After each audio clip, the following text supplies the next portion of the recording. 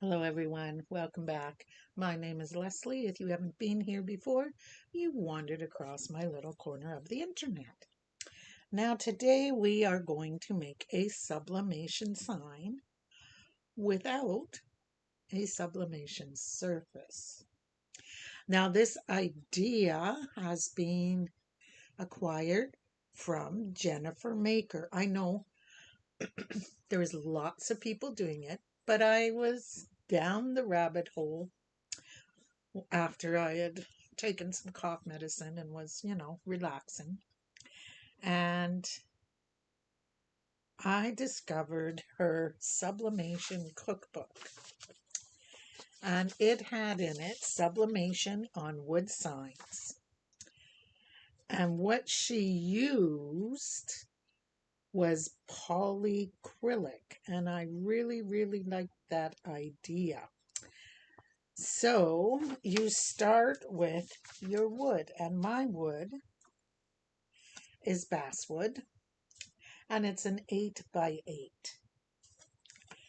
And then, if you desire to, you can paint it, and that is what I am going to do. I'll bring you down. I'm not going to make you watch this whole process because you guys know how to paint, but I will show you the color that I'm going to use.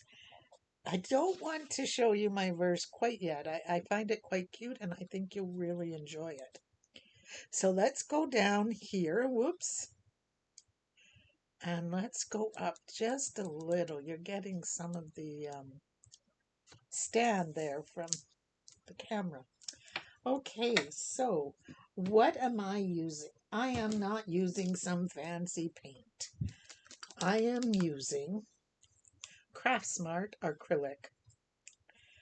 And all I'm doing is placing some on a piece of wax paper. Why? Well, I have a ton and a half of wax paper, and it is great for being able to just crumple it up and throw it away. I don't seem like to find myself using it like I used to.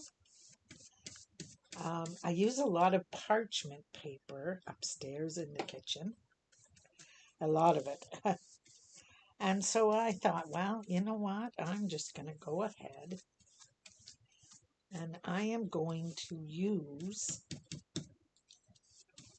wax paper up this way. I'm used to squirting it on the surface, and I'm trying to get out of that habit. It was a bad, lazy habit I got into. And what it was happening was you could see where it sat, waiting for me to spread it out. And that was not good. I didn't like that. So I'm just going to do it this way from now on. Get out of my lazy bad habit. And there we go. I have painted my first coat. The choice is entirely yours on if you want to paint the back of your sign. I am not, because I will probably make this a twofer, as they say, and put a different sign on the back. Not done with polycrylic, of course, because I don't want to reheat the side that I've already done, but done with maybe vinyl. So I am going to let this dry, and I will be back to do the next step. Hello. So I have allowed my paint to dry. And now we are going to use the polycrylic. And I will tell you right now, I have one brush that is only used for polycrylic. That's it. And here is the polycrylic that we will be using. I'll show you in just one second. There we go. Nothing fancy once again. Okay, we'll get the lid open and give it a good shake. But I still want to go ahead and give it a good stir, just to be doubly sure. I know I shook it up before I came back on, but now she calls for only one layer of polycrylic. So here we go. Just dip it in, whoops, and smooth it across.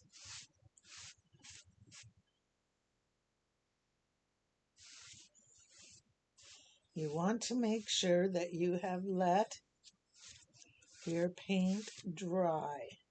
Like I let mine dry for about an hour just to be sure that it was totally dry. You do the good old rub test with your finger and it feels dry, and then you go to put on the next layer or the polycrylic. And what happens? You have discovered that it was just a touch damp still, and you have orange on your brush. I do have a bit, but that's just from rubbing against the orange. So there we go. We have a nice layer of polycrylic on there. And now I'm going to let this dry and I'll be right back. Okay, I'm popping back because I forgot to tell you that before I let or added my polycrylic, I ran a lint brush over this to be sure that there was no hair because, hey critters, I have a cat over there asleep and I have a dog behind me on the chair asleep. So I have hair. I have cat and dog hair. So I like to run a lint brush over and make sure that it's not going to end up in my polycrylic. I'll be back when it's dry. All right, I am back and my polyacrylic has dried. So we are ready to go on to the next step, which is to take this cute little sublimation print on sublimation paper and get it ready to go on our sign. So here we go. What I'm going to do now is simply rip along. I got my design, in case I forgot to mention it, off of Creative Fabrica by looking up fall signs, and it was part of a bundle. And so I just used my membership and downloaded the bundle, and I got some really cute signs. Now, I printed this out right before I started my video because you really want your sublimation ink to have time to dry. But here we go. Frost on the pumpkins, leaves everywhere. Warm up the cider, falls in the air. Isn't that adorable? So it's approximately 7 by 7, give or take a quarter of an inch maybe. And what I did was I cut my wood to 8 by 8. And now I'm going to place my sublimation print onto the polycrylic side of my wood. So just let me stand up and let's do this. Make sure that you are allowing time for your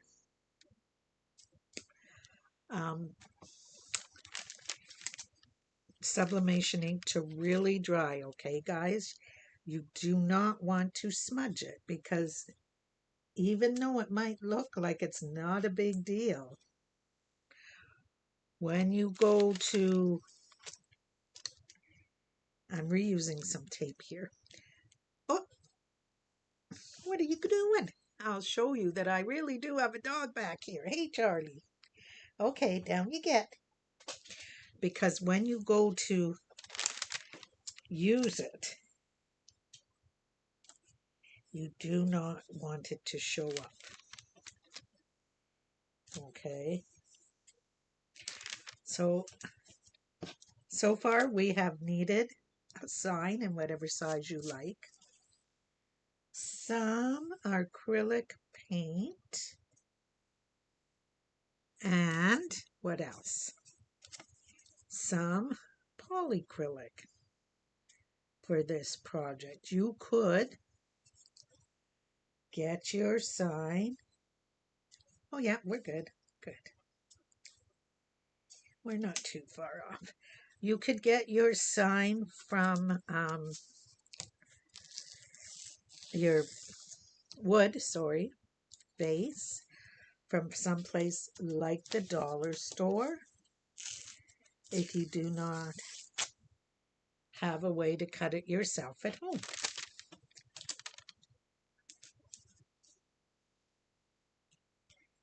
So let's get these down. The reason that I am ripping my paper is not to make a big mess, but because it prevents a harsh line from forming in the polycrylic. Because what we are going to do next is heat press it. So let's get you turned around and I will show you how that goes. Okay guys, so I did see this project on Jennifer Maker and it was part of a series, and then because I knew I would use it multiple times, I purchased and downloaded her sublimation cookbook, and it gives us the exact directions to follow. So the way she did it was she laid down a piece of scrapbook paper to help protect her cushion on her auto press. And I am also laying down one of these sheets to help protect it. Then the scrapbook paper, and now the sign with the design facing upwards, and yet another piece of scrapbook paper. And because I have used this scrapbook paper once already, I am also placing this down so that I don't have any issues with something getting onto my upper heat plate. I will tell you what she suggests for the auto press is 385 for 90 seconds, of course with auto pressure.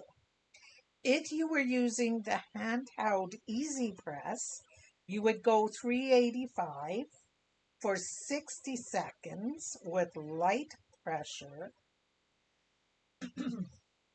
And if you were using the mini press, you'd want to go on high for 70 seconds with light pressure.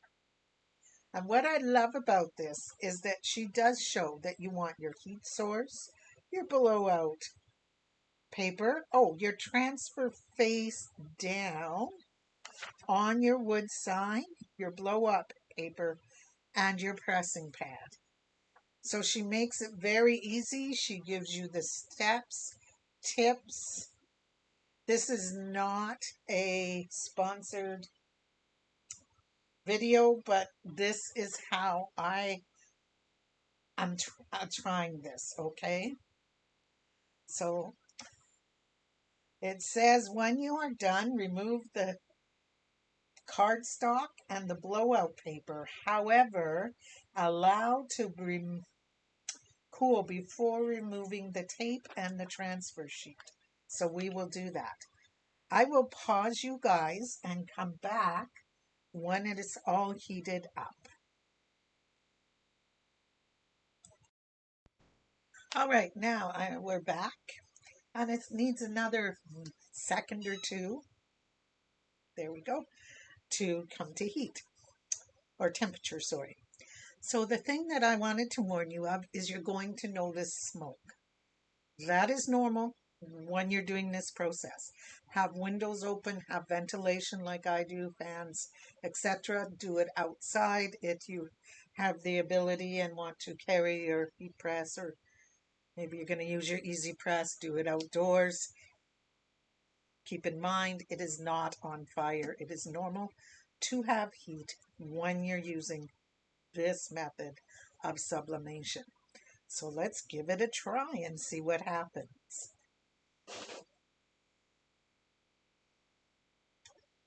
Oh, do I have the right amount of time? Yes, I do. 385 for 90 seconds. So here we go. And we will watch. That is part of the reason why I wanted to turn you around. Right towards the end, if not sooner, you will notice the smoke coming out. Just keep in mind, there it goes, that this is normal. Nothing is on fire, or at least we hope it's not. But it is a lot of smoke. I'm just going to step back so I'm not standing right in it.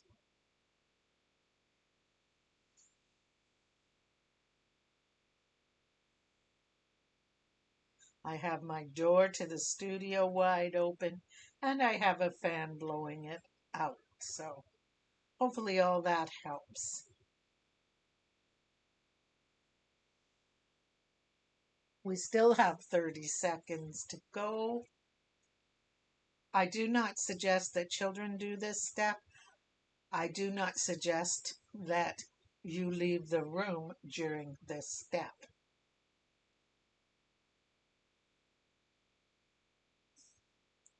And let's hope that this experiment works as well for me as it did for her.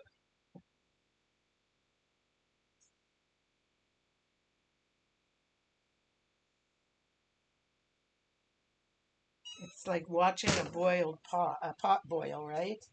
What is it they say? A boiled pot never a watched pot never boils. A watched sublimation print never sublimates. Okay, I'm going to be right back. I'm going to move you back over to the other table. Okay, we are back over here, and like suggested, she said we could pull off our uh, scrapbook paper. So I'm going to do that, but she did suggest letting the print and the wood cool down. And I love the fact that I have a glass mat because it really aids in helping to cool things off. So despite all that smoke, we do not have to worry because we didn't burn anything. So now that it's cooled off, we can remove our tape and hope for the best. Do not get worried by the fact that your print may stick or may have some spots, and I'll show you in just a second where it is stuck to the polycrylic. It's not going to remain that way. I have right here, oops, I forgot to grab it. I have a shop towel or cloth. I have a spray bottle. Just going to spray my cloth and do exactly as she suggested and wash that off. Oh dear, it looks like I had something on my board after all.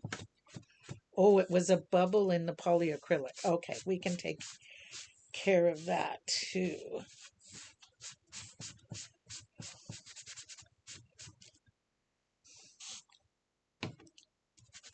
Just with some water and a nail scraper. And this is all that she suggested you do. Just light rubbing, like firm, but not overly heavy. And you'll get your paper off. Some may be more stubborn than others, but I expected that. And now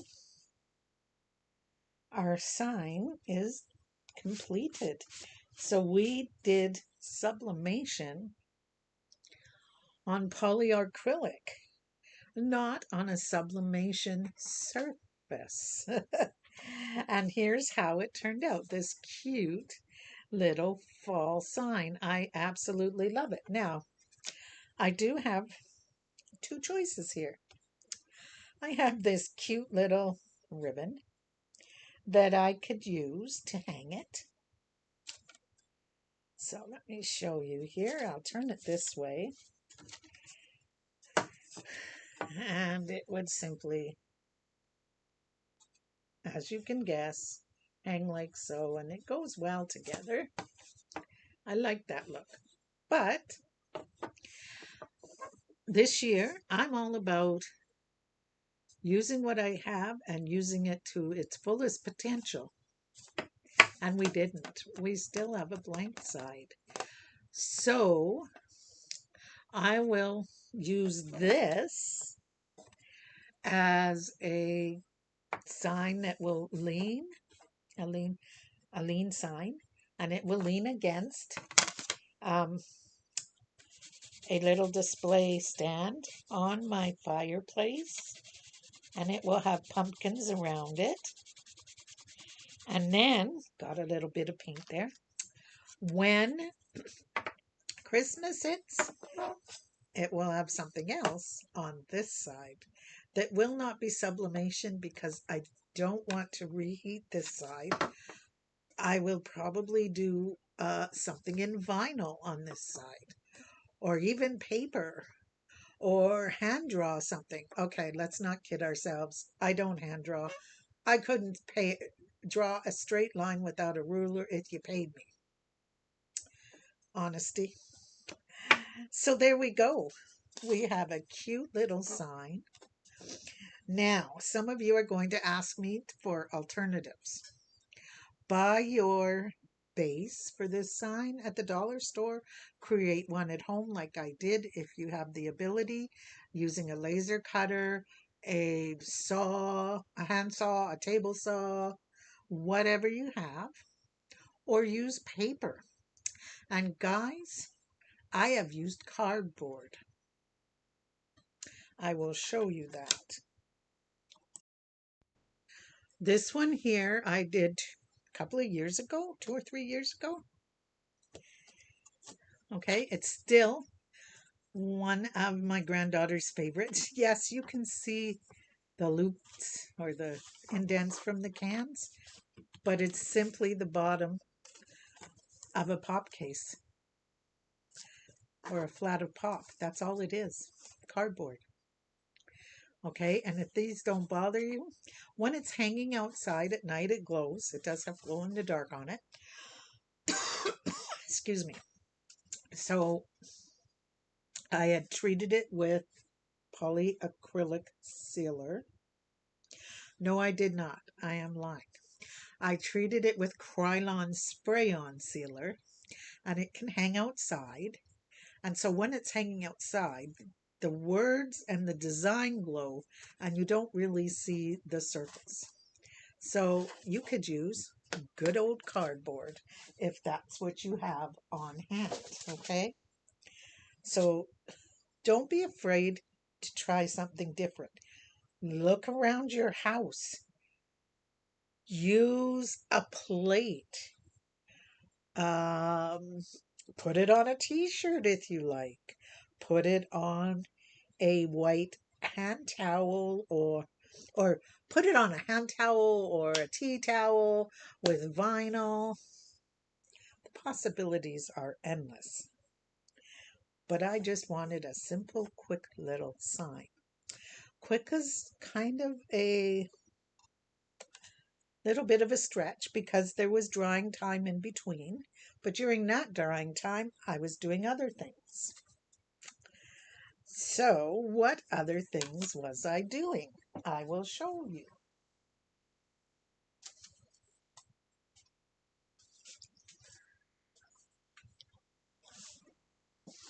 I was um, getting the sealer onto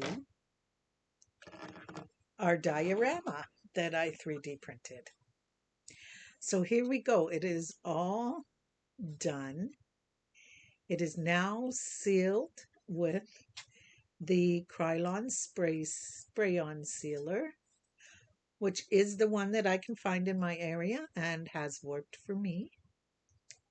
So there we go. They can wash it off. The people who have bought it can wash it off, and none of the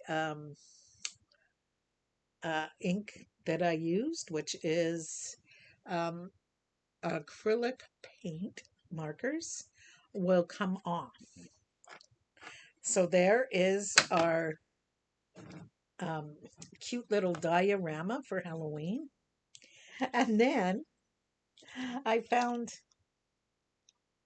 my watch keeps going nuts. Oh, wait, I should tell you about that. So this diorama came from Maker Online, which would be any cubic. And I found it from, I think it said Dana, Danna. And it was free, guys. What an awesome file to get totally free. It was a lot of work. You can see my list. It was not something that you could rush, but there was not a lot of poop either or waste of filament because each color was done on its own plate. So that was totally awesome. I printed 22 items and there was more I could have printed. I will give a piece of advice if you're going to try this little guy. The spider webs, no matter what I did, I tried my bamboo A1. I tried my Anycubic Max. I tried my Anycubic S1. None of the three would print a perfect spider web. And I was getting frustrated. I'll show you. But then I read a comment from someone because I put them on a 3D uh, chat in Facebook. And they said, have you ever seen a perfect spider web? Have you ever seen a spider web without tangles or without a little spot that isn't totally filled in? And I thought, you know what? They're right. It doesn't have to be perfect. It has to make you smile. And that's what this does. Oh, and by the way, guys, on the inside, there is a spot for a tea light, which I just set over here. And of course, now I've buried it, but we know how that goes. Oh my. Okay, I lost my tea light, but there is a spot for a tea light there. So I did that one. And then I found these cute little guys. I just adore these. They are flat on the back. So if I wanted, I could have put one, say, up here. But they're a little big compared to the rest of my diorama. But look at this, guys. They have a flat back and they have these little accompaniments, accessories that I used my acrylic paint pens on. that fit onto them. And on one guy, I did his eyes black. Well, a very deep, deep gray bordering on black. And on this guy, I left him normal. Now, I'll bring him closer. This guy has the Krylon spray on him, and this guy does not. And you can see that he is a bit shinier. But these fit perfectly. Oops, where's my flat back? Onto these little guys. And I love it. There we go. Oops. Come on, little guy. I absolutely adore the. Whoops. He is hard to hold and put the hat on. So let's get a different one put on him. There we go. So he has the crown and he can have the little bandana. And talk about attention to detail. On the back, they have even done the ribbon, the tie. So what more can you ask, right? So he came with a set of 2 skeletons and 4 of the accessories. And the way you know to put on the accessories is the flat back, of course, to the back of the head. And what I am going to do, this one could be a keychain, and this one could be whatever you want. He doesn't have the 2 holes in his head. But what I'm going to do is put a little magnet on his back, and I'm going to hang them on my fridge because I just think they're too cute. And those were called Baby Skeleton and Accessories. And they were by KZA 3D on Maker World. Once again, totally free. I love when our creators share their creations with us for free because it encourages me, even with things like this, to try new things, to try them out, and if I really like them, to look for some of their paid files or their Patreon and give them some support. I do have files for my laser cutter from Patreon too. It is something that we can discuss in the future, where I get all my files for laser cutting, paper cutting, and 3D printing. But I hope you enjoyed today's project, and I hope that you are inspired to give polycrylic sublimation a try. All right, thank you to Jennifer Maker for this great and idea and for the inspiration to keep moving forward and trying new things. Take care, all, and I will see you in whatever comes next. Bye.